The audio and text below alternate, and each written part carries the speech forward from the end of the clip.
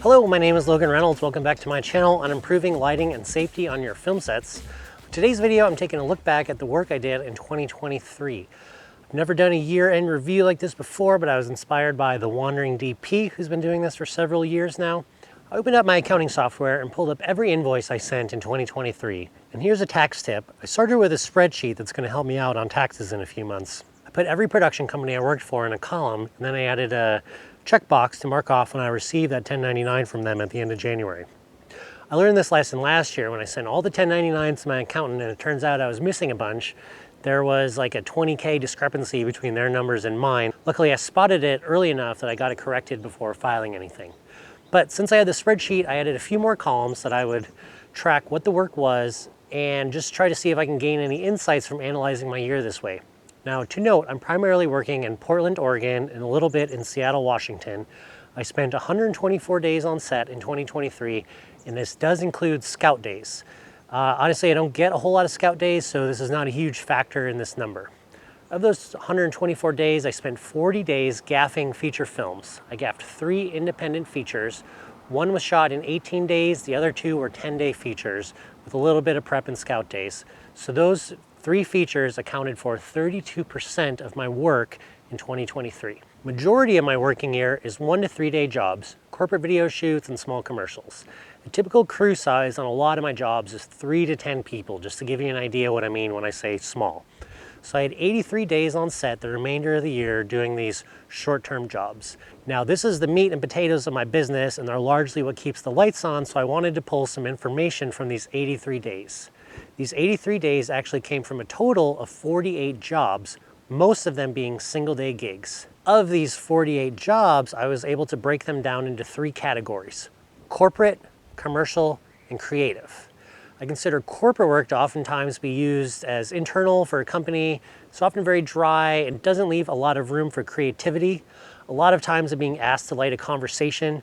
2 or more people with 3 or more cameras is a common request for these corporate jobs. I had a total of 13 days doing corporate film shoots. Commercial jobs are usually about a product. Creativity gets turned up a notch, and maybe there's someone from the agency and client on set as well. These are usually scripted and storyboarded, and there's more of a conversation about how this should look and feel. This is my biggest category at 20 days on set. Creative is the last category, and I consider that to be short films, music videos, and documentaries for the most part. I ended up with 17 days on set doing creative jobs. At first, I was kind of surprised with this number because the other categories feel like a bigger part of my year, but I did have a 5-day short film and a couple other multi-day narrative projects to help bump up that number. Next, I wanted an idea of how much of my work is coming from short-term projects coming to the Pacific Northwest from another region. I have several ways that people can find me if they're looking for a gaffer in Portland or Seattle. I've had people reach out and hire me from pretty much every social media platform, not to exclude Google and local crew directories and so on. A total of 13 days came from out-of-town producer or DP who found me online or was referred to me. Now, while Portland is where I live, I've been stepping north and working in the Seattle market a little bit this year. Now, this was a conscious choice for me that I was going to try to expand my business north. It took about a year of networking before I started to get some calls to go up to Seattle. I'm learning a lot about the market, who works there, what the jobs are like, and more. It's actually quite different from the work that I'm doing here in Portland. It's mostly corporate work, funded by a lot of tech companies, but I did have some creative work in Seattle this year as well. I was in Seattle for a total of 10 days of work in 2023. One position that has really fallen off for me for no particular reason is working as a hammer in grip and electric departments. This includes the title of grip, lighting technician, best boy, or swing. Spent a total of 10 days working under other department heads in 2023. The last piece I decided to track was who is reaching out for the first time to book these days. For me, this weighs slightly in favor of the producer who has reached out to initiate contact for a job.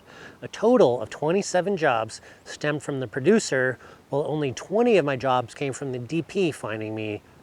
That's it. That's a look at my 2023. I hope you found this interesting. I really enjoyed going through the process of looking at my work as a whole for an entire year. I would say if you are a full-time creative professional, it might be helpful to you to take a look at some of your own analytics.